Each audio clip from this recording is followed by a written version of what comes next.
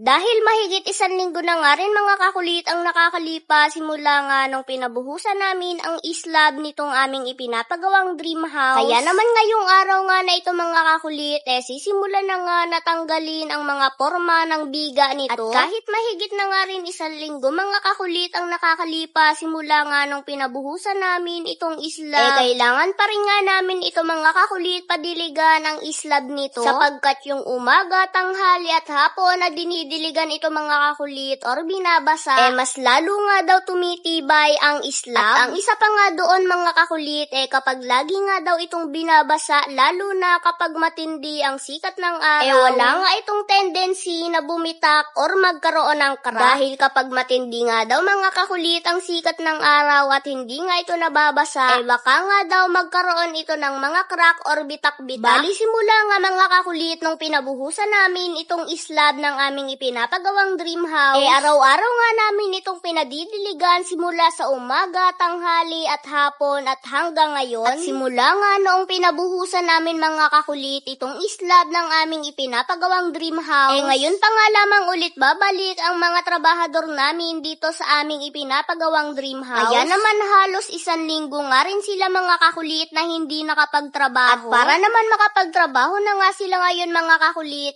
pinasimulan na nga ng inyong daddy kulit na tanggalin ang mga forma ng biga. Bali ang mga tatanggalin nga lamang pala nila na forma ngayon mga kakulit, yung part sa labas ng dream house. Kinakailangan na nga rin yun tanggalin mga kakulit para mas makasingaw na nga ang biga at mas lalo pa nga itong matuyo. Bali ang hindi nga lamang nila tatanggalin ngayon mga kakulit, yung mga forma sa loob ng islab at yung mga tukod nito. Sapagkat kinakailangan nga mga kakulit na maghintay ng 2 or 3 weeks bago nga ito tanggalin. Dahil kahit tuyong-tuyo na nga mga kakulit ang ibabaw ng islab at ang gilid nito, pero yung ilalim ng islab kalutungan pa nga daw ito, kaya naman hindi pa nga daw pwedeng tanggalin. At sa loob nga mga kakulit ng 2 or 3 weeks, maaaring tuyo na nga daw ang ilalim ng islab. Kaya naman dun pa nga lamang daw mababaklas ang mga forma nito at mga tukod nito. Buong akala nga namin mga kakulit, bago magpasko makakalipat na nga kami dito kahit wala pa nga itong palitada. Pero dahil ilang days na nga lamang mga kakulit at Pasko na, kaya naman hindi matutupad ang aming hiling na makakalipat nga kami dito ngayong darating na Pasko. Siguro maghihintay na nga lamang kami mga kakulit kung kailan maaaring lipatan ito. So yun lamang mga kakulit, hanggang dito na lamang ulit at maraming salamat po sa inyong walang sawang pagsuporta sa amin. Merry Christmas to all of you. See you next vlog. I love you all. Charot! Hindi dapat gayon.